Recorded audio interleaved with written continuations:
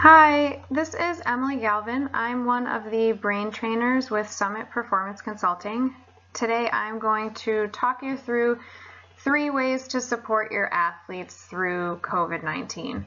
So my business partner Teresa and I understand what a complete upheaval this has been for everybody in the sports world. We know that you as coaches have your athletes coming to you with a lot of questions. Hopefully questions you can answer, but with such uncertainty and unpredictability, I'm sure there's a lot that you're juggling. So we put this resource together to try to help your athletes deal with some of the mental and emotional side of this change. To start, this quote, "My barn having burned down, I can now see the moon." This is a quote by a 17th century Japanese poet and samurai, and it really struck me because I think that it's relevant because it gets at the idea of perspective. I think right now, maybe you as coaches, but certainly I think the athletes that you work with are probably really struggling to keep perspective right now. And that's okay here in these beginning stages. But the hope is that we can ultimately see that this difficult experience right now will ultimately make athletes stronger and more resilient if they can handle the situation productively. And you as coaches have a hand in helping to make sure that they do that. The 3 things we're going to talk about today are stress, coping, and purpose.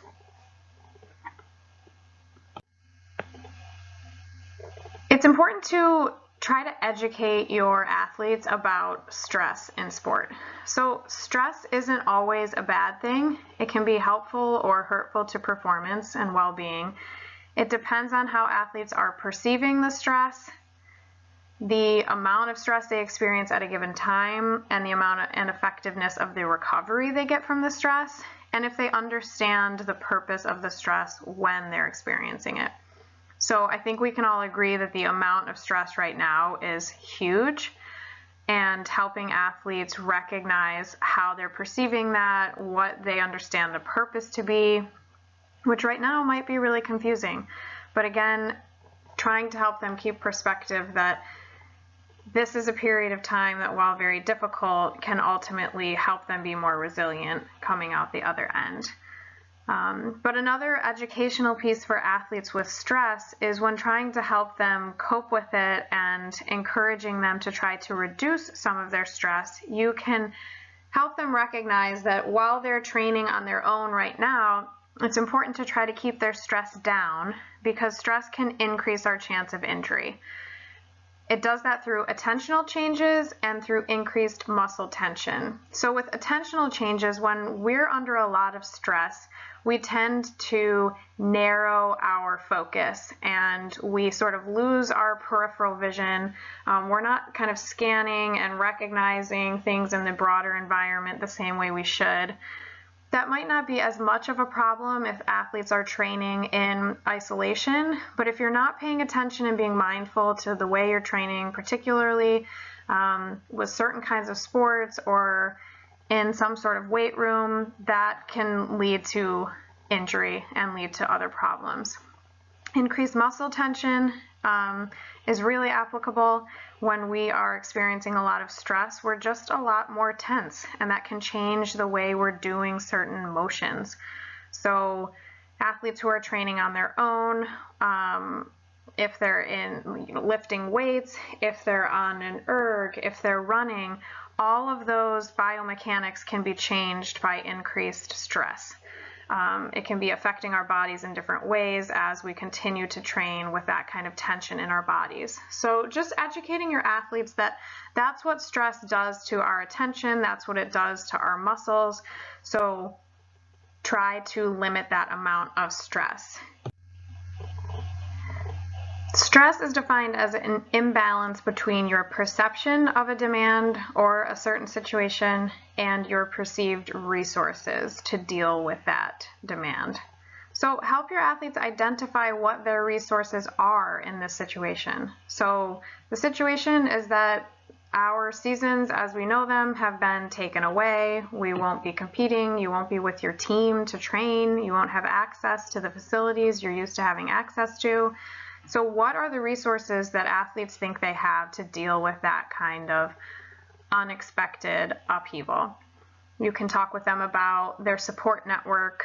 You can talk with them about their past experiences managing stress, even if those experiences don't quite fit the level of this experience.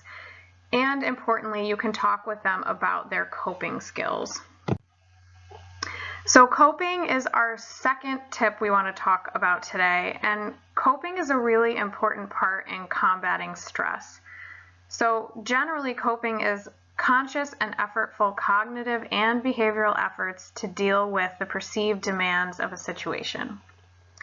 So what's really important about coping and about coping skills is that when we perceive we have coping skills, it can actually change the way we're appraising our stressor. It can change the way we are perceiving what we're going through, which can help us manage our response. So if your athletes recognize that they do have certain ways of coping with the situation, they do have effective coping skills, it can help them mobilize those resources. It can help them stay more motivated, stay more focused, and avoid really spiraling as they go through this really uncertain experience. So there are many different ways that coping is categorized. These are two very prominent ones: problem-focused coping and emotion-focused coping. Your athletes right now are more than likely experiencing emotion-focused coping, which means that they're trying to deal with the emotions that they experience in response to this situation. And this is really often our go-to when things are out of our control, which this situation is totally out of our control. It's out of your control as coaches. When we can't change the situation that we're going through, which is more problem-focused coping, we have to deal with our own response. So in this way, emotion-focused coping is really about releasing pent-up emotions, venting, being able to meditate, other kinds of coping methods that your athletes can be using at this time are really focusing on what their goals are as they're training independently, trying to positively reappraise the situation. So that goes back to what I was talking about with recognizing how much stronger this can make them if they handle this situation in a productive way, leaning on their support networks, using visualization and effective self-talk. All of these are kinds of emotion-focused coping skills.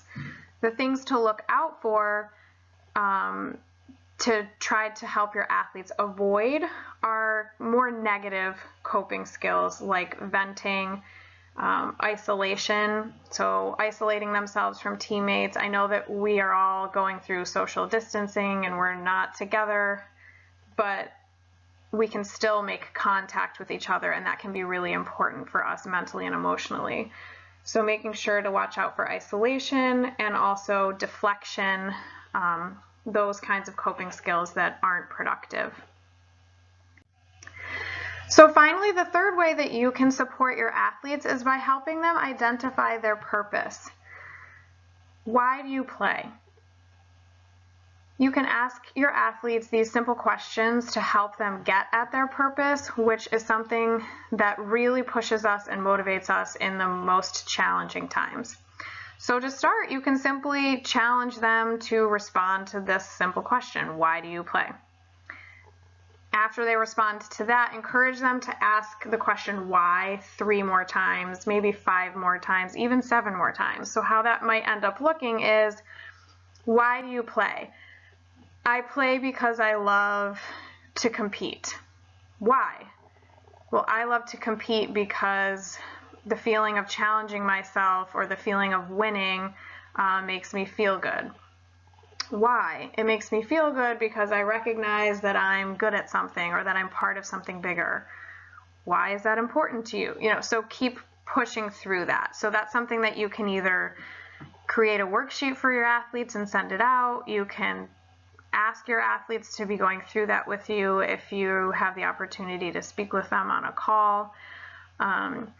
You can also ask the questions, now that your season has been taken away and you can have time to reflect, what do you recognize that you really value about playing? So especially with collegiate athletes, it can be easy to lose sight of why we really love playing our sports when you're lifting and conditioning and you're traveling for games and you're having to talk to your professors about making up assignments or tests because you have to travel. There's just a lot that goes on that's separate from actually just getting to play and have fun and challenge ourselves. So once that's taken away, it's often easy to see all those things that we really miss.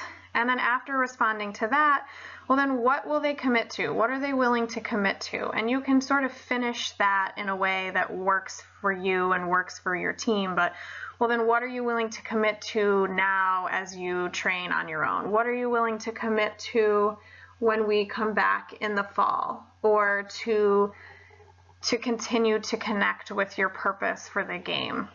So that's a little open-ended, but recognizing that purpose can be really powerful. Finally, I just want you as a coach to check in with yourself.